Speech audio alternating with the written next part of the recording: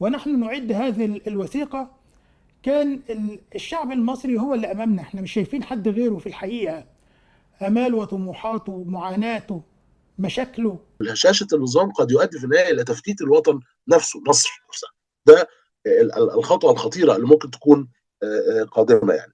فبالتالي احنا يمكن هذه النقاط الأربعة أو الخمسة هي النقاط المهمة أحب أذكرها في التفكير خلال الفترة القادمة.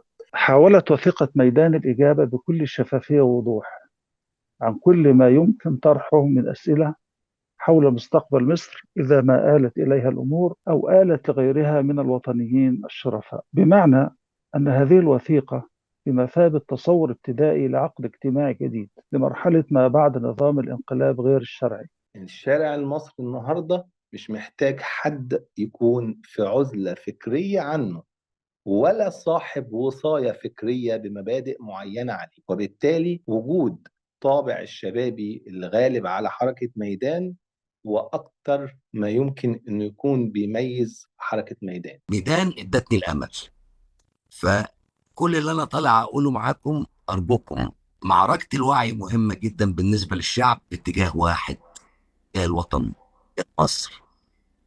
انتوا اديتونا الأمل، فأرجو، والأمل في الشباب، وأنا أملي جاه في الشباب.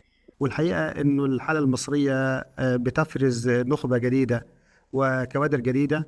احنا نحسب أن هذه الكوادر قادرة أن هي تتوافق على أرضية واسعة جدا جدا، ويكون إن شاء الله في عمل مشترك كبير خلال الفترة القادمة. مصر هي رمانة الميزان، مش بس في المنطقة، أكاد أقول في العالم. يعني إذا تغيرت مصر، يعني عندنا مقولة في الولايات المتحدة تقول as Egypt goes the Arab world goes. كما تسير مصر سيتحرك العالم العربي كله خلافه، بل أقول ربما العالم الإسلامي، بل أقول ربما العالم الأفريقي. أصلا المرجعية اللي بترتكز لها حركة ميدان وبتؤمن بها هي المرجعية الإسلامية. يعني دور المرأة ومكانتها في المرجعية الإسلامية وفي الوحي الذي أنزله الله سبحانه وتعالى سواء في القرآن الكريم أو في سنة النبي صلى الله عليه وسلم حاضرة. الله سبحانه وتعالى يقول: من عمل صالحا من ذكر أو أنثى وهو مؤمن فلنحيينه حياة طيبة ونجزينهم أجرهم بأحسن ما كانوا يعملون. معادلة التغيير في مصر زي ما احنا بنقول دايما فيها 3 أضلاع رئيسية: الشعب، وبالنسبة لنا ده رقم 1 حتى وإن ظنوا البعض الحلقة الأضعف، إلا أنها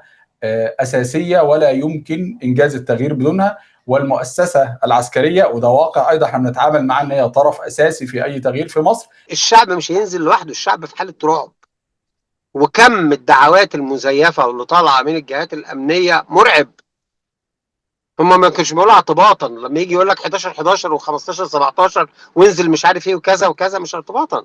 هذه الوثيقة هي الفيرجن يمكن رقم 50 ولا رقم 60 ولا حاجة. احنا في الحقيقة عرضناها على عشرات من النخب والمثقفين والساسة والشباب والشيوخ والمرأة، في الحقيقة عرضناها على مجموعات وجموع غفيرة جدا يعني، وإلى أن وصلنا لهذه النسخة التي عرضت اليوم.